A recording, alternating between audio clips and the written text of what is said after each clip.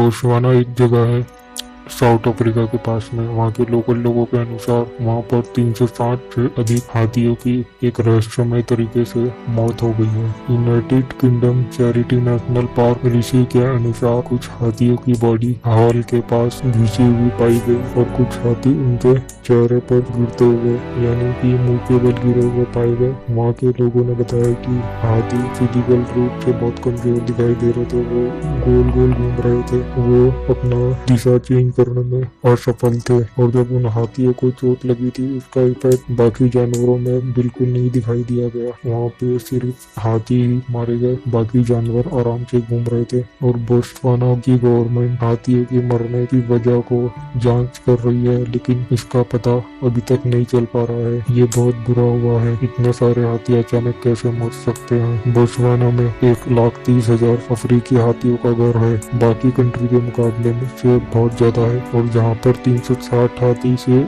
अधिक मरे हैं वहाँ पर 10% हाथियों का घर था। लास्ट ईयर बोत्सवाना में हाथी के शिकार पर बैन लगा दिया गया था। इससे यहाँ पता चलता है कि वहाँ पर हाथियों का शिकार होता रहता था। और 2014 के बीच हाथियों की पॉपुलेशन में 30% गिरावट देखने को मिली थी। वहाँ की जांच करने पर पता चला, यानी कि 1,44,000 हाथियों की मतलब डेथ हो गई थी। आपको क्या लगता है ये इस बारे में 360 से अधिक हाथियों की मौत कैसे हुई, इनका शिकार किया गया, या फिर ये भी हो सकता है कि वहाँ की गवर्नमेंट जानबूझ के ये बातें छुपा रही है कि वहाँ पर ये तो पता ही चल चुका है कि हाथी के वहाँ पर शिकार होते रहते थे। ये दोनों का जन्म 1979 में हुआ था।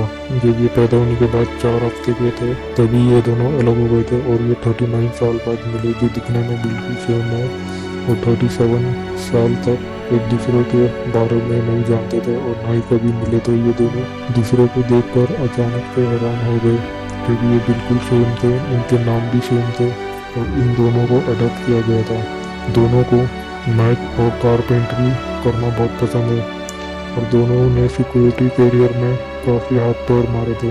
और दोनों की शादी भी हुई और दोनों की वाइफ का नाम भी लिंडा था, जो दोनों का ही तलाक हुआ। दोनों की शादी दोबारा हुई। इस बार जो दूसरी शादी हुई उसमें इन दोनों की वाइफ का नाम भी बेटी था। दोनों का बच्चा हुआ और उन दोनों का बच्चे का नाम भी सेम, जेम्स एंड एलन।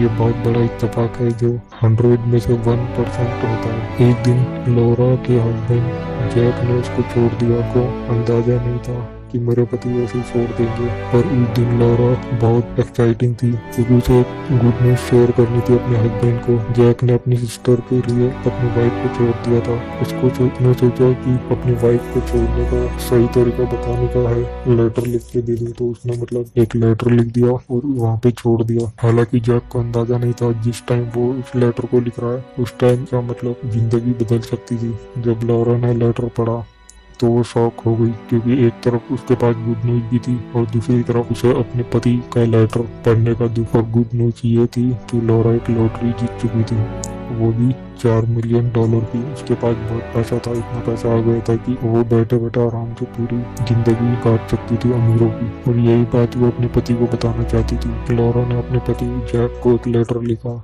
तुमने मुझे छोड़ दिया वगैरह वगैरह, उम्मीद है तुम्हारी लाइफ अब अच्छी कटेगी मेरे बिना। मैं तुम्हें ये बताना चाहती थी कि मेरी लॉटरी लग गई है $4 मिलियन की। अब उसका पति अपना सिर दीवार में फोड़ता होगा। और ये स्टोरी है जो एग्नर की। 19वीं सेंचुरी में ऑस्ट्रेलिया में रहने वाला एक पेंटर था जो बहुत दुख रहता था। इसने कई बार सुसाइड किया है। उसने एक पहली बार सुसाइड जब किया था तो वो 18 ईयर ओल्ड था, तब उसने अपना पहला सुसाइड अटेम्प्ट किया था। इसने खुद को फांसी लगाई थी। उसको ये सुसाइड से रोकने के लिए एक रहस्यमय तरीके से एक कोई मॉन्क आकर उसे रोक दिया। फिर अगला सुसाइड इसने 22 साल की एज में किया। सुसाइड फिर से उसी मॉन्क ने रोका रहस्यमय तरीके से आके। फिर 8 साल बाद उसे कुछ लोगों ने आरोपी बताकर फांसी की सजा सुना दी अपने राजनीति के फायदे के लिए। 8 साल बाद फिर भी उसी मॉन्क ने आकर उसको बचा लिया। ये एक इत्तेफाक है या फिर कुछ पता नहीं। फिर लास्ट में 68 ईयर की एज में वो सुसाइड करने में सफल हो गया, लेकिन उसका जो अंतिम संस्कार है वो भी उसे मौत ने किया था। मुझे लगता है कि ये आदमी इतने बार सुसाइड कर रहा था इसलिए लास्ट बार भी उस मॉन्क ने नहीं बचाया होगा, क्योंकि उससे पहले ही वो कई बार उसे जिंदगी दे चुका था। अब उसके अंदर से इच्छा नहीं थी जीने की, इसलिए उस मॉन्क ने भी शायद ना बचाया हो। 1920 में पेरू के रास्ते में एक ट्रेन में 3 अंग्रेज सफर कर रहे थे। ये तीनों शुरू शुरू से अकेले थे ट्रेन में। उन तीनों का इंट्रोडक्शन अनएक्सपेक्टेड था। तीनों ने अपना अपना नाम बताया। एक ने अपना नाम बताया विदम, दूसरे ने अपना नाम बताया पाउल, और जब तीसरे नंबर की बारी आई तो उसने अपना नाम बताया विदम पाउल। और ये सुनकर वो शॉक्ड हो गए। जॉन और अर्थर एक जुड़वा थे जो ब्रिटेन में 80 मील की दूरी पर रहते थे। दोनों अलग अलग 22 मई 1975 में दोनों को सेम शाम को अचानक से चर्च में पेन होने लगा। एक ही टाइम दोनों को अचानक से शाम को, जबकि वो अलग अलग दूर रहते थे और ना ही एक दूसरे को जानते थे। और दोनों की अचानक से तबीयत खराब हुई और दोनों को ही अलग अलग हॉस्पिटल में लेके जाया गया और दोनों की हार्ट अटैक से मौत हो गई। ये रहस्यमय है, इत्तेफाक है या फिर ब्लैक है? ऐसे बहुत ही रेयर होते हैं। 100% में से एक बार होने की चांस होती है इसके। तो बस आज के लिए इतना ही। मिलते हैं अगली वीडियो में।